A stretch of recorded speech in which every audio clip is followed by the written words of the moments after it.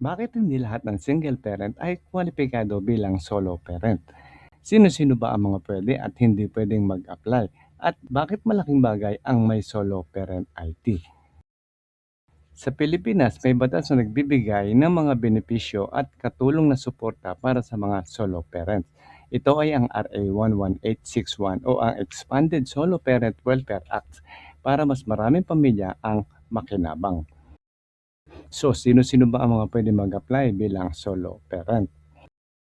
Una-una, nanay na nagkaanak dahil sa rape o ibang krimen at ina siya ng anak kung saan siya ang nag-aalaga.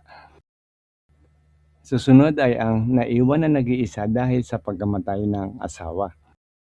Susunod, asawang nakakulong ng hindi bababa sa 6 na buwan o higit pa. Ikaapat, asawa ng may pisikal o mental na sakit o kapansanan na hindi nakakatulong sa pagpapalaki ng anak. Number 5, magulang na naiwan dahil sa legal separation o de facto separation at siya ang may kustodiya ng anak. 6, inabandona ng asawa ng hindi bababa sa 6 na buwan. Susunod, hindi kasal pero pinili at inalagaan ang sariling anak. Number 8, legal guardian, adoptive o foster parents ng solo ang alaga. Number 9, relatives, hanggang 4th degree po yan, po pwede ha, na inaasikaso ang anak dahil sa pagkawala ng mga magulang. Halimbawa, si lola, si tita, o kaya kapatid na nag-aalaga sa bata na patay na ang mga magulang o ulila na. Pwede pa rin po mag-apply ng solo parent. Sino-sino naman ang mga hindi pwede mag-apply ng solo parent? Una ay kung kayo ay nag-iisa sa buhay pero wala na kayong anak na below 22 years old. Take note ha, kayo po ay single parent lang at hindi po solo parent. Kung ang anak mo naman ay between 18 to 22 years old, dapat ay nag-aaral po siya at dapat kasama mo po sa bahay ang iyong anak at walang sariling pamilya. Susunod, separated pero may regular at sapat na suporta sa kabilang magulang. Kahit hiwalay kung ang kabilang magulang ay patuloy na nagbibigay ng legal at tuloy-tuloy na suporta. At hindi naman naiwan ng aplikante ng mag-isa sa responsibility o responsibilidad. Kailangan patunayan na ikaw talaga ang nag-iisa ang pangunahing responsibilidad. Number 3, temporary lang ang pag-alis ng asawa. Kamukha po ng mga OFW o nagtatrabaho sa abroad o sa ibang lugar. Pero nagpapadala ng regular na suporta. Hindi po yan abandonment. Number 4, hindi ikaw ang primary caregiver.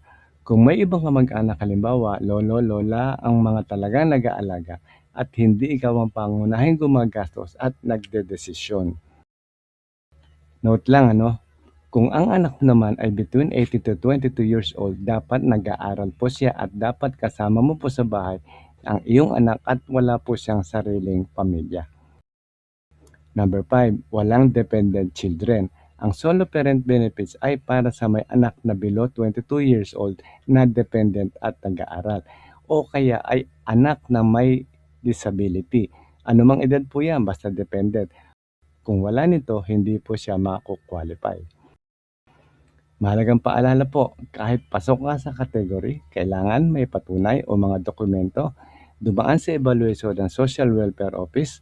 Ang assessment ay ginagawa ng Department of Social Welfare and Development sa pamamagitan ng Local Social Welfare Office. So, paano at saan naman tayo mag-a-apply? Mag-apply ka sa City o Municipal Social Welfare and Development Office o SWDO o sa Solo Parent Office Division sa inyong lugar. Kadalasan, mayroong mga application form, ihanda at isubmit ang mga requirements at dumalo sa orientation seminar. Bakit kailangan ng Solo Parent ID at ano mga importante may bibigay nito?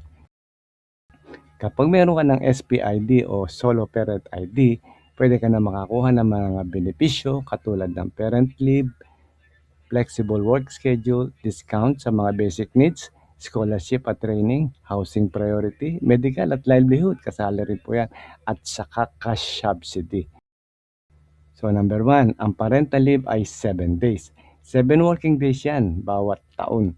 para sa mga empleyadong solo parent na nakapagtrabaho na ng hindi bababa sa 6 na buwan. So bukod ito sa inyong vacation at sick leave, take note. Number 2, flexible working schedule. Maaari mag-request ng flexible schedule, depende po yan sa approval ng employer. So number 3, ito importante po ito, 10% discount at VAT exemption. Applicable po yan sa gatas, sa milk, formula, diaper, baby food, bakuna at essential medicine ng bata. Number 4, medical assistance. So libreng PhilHealth, take note libreng PhilHealth coverage para sa mga qualified low-income solo parent at priority sa mga government. Number 5, educational benefits. Scholarship para sa mga solo parents o anak. So, libre po ang training program at livelihood assistance sa TESDA, sa DOLE, at iba pa.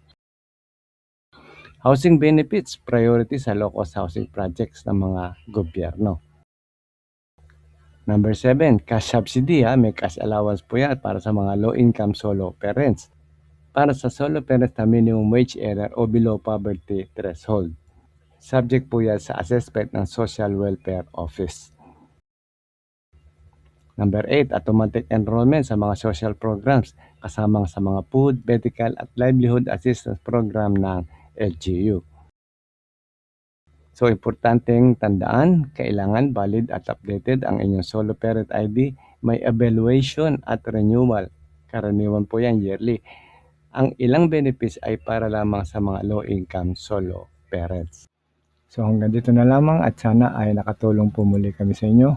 Huwag nyo lang po kakalimutan na mag-like, comment at share nyo na rin ang magandang balita na to. At maraming salamat po at huwag nyo lang kalimutan mag-subscribe sa ating channel.